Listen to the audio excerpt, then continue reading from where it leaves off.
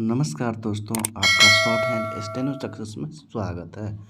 आप हमारे चैनल पर नए आए हैं तो चैनल को लाइक करें, शेयर करें, सब्सक्राइब करें और ज़्यादा से ज़्यादा दोस्तों को शेयर करें। चलिए दोस्तों, बिना समय गंवाए डिक्टेशन स्टार्ट हो 80 वर्ड पर मिनट 5 सेकंड बाद स्टार्ट। आदरणीय महोदय, हिंदी के लिए यह अवश्य ही गौरव का विषय है कि उसे भारतीय संविधान ने अखिल भारतीय भाषा का स्थान दिया है। इससे हिंदी भाषियों और हिंदी से संबंध रखने वाली सभी संस्थाओं का दायित्व बहुत बढ़ गया है। संविधान में हिंदी को यह ऊंचा स्थान दिए जाने का विशेष कारण यह था कि इसके जानने और बोलने वालों की संख्या भारत की दूसरी भाषाओं के जानने वालों से कहीं अधिक है। उन भाषाओं का भी अपना गौरवपूर्ण साहित्य है और उनके बोलने वाले अपनी भाषाओं के साथ प्रेम रखते हैं और उन पर गर्व करते हैं। इसलिए सभी ने हिंदी को जब वह स्थान दिया है तो यह समझकर नहीं कि उनकी अपनी भाषा किसी बात में कम है, पर यह समझकर कि राष्ट्रीय काम के लिए हिंदी का ही प्रचार और प्रसार सुगम और सुलभ होगा। हिंदी को अखिल भारतीय कामों के लिए प्रधानता देते हुए प्रादेशिक भाषाओं को यहाँ के कामों के लिए प्रधानता दी गई है।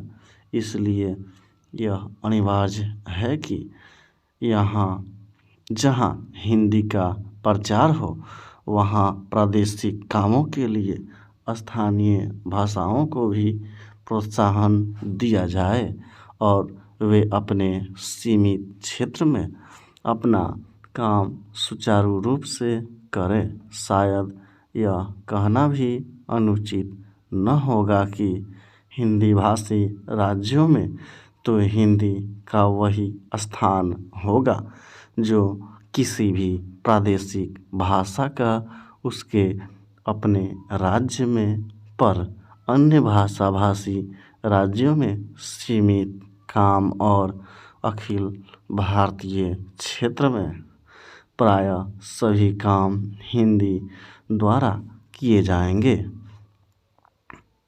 हिंदी भाषियों का प्रयत्न यह होना चाहिए कि अहिंदी भाषियों ने जिस सद्भावना से हिंदी को राष्ट्रीय कामों के लिए स्थान दिया है, उसी सद्भावना के साथ वे हिंदी के प्रचार में तत्पर हों। हिंदी को किसी भी प्रादेशिक भाषा को से होर नहीं है। सच पूछिए तो हिंदी भाषियों को अन्य प्रादेशिक भाषाओं का पोषक और समर्थक होना चाहिए, जिस प्रकार अहिंदी भाषी हिंदी के पोषक और समर्थक होना चाहते हैं।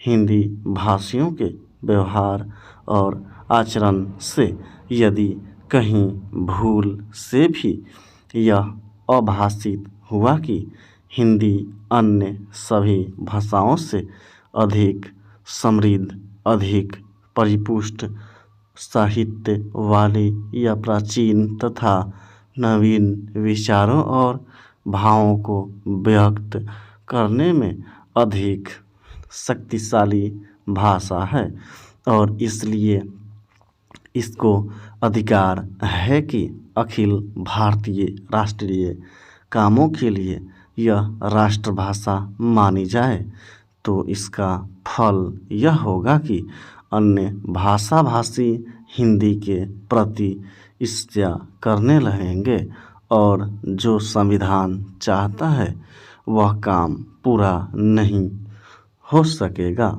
और हिंदी उस स्थान को प्राप्त नहीं कर सकेगी जो संविधान ने उसे देने का निश्चय किया है। दूसरे शब्दों में हमें हिंदी का प्रचार नम्रतापूर्वक करना चाहिए।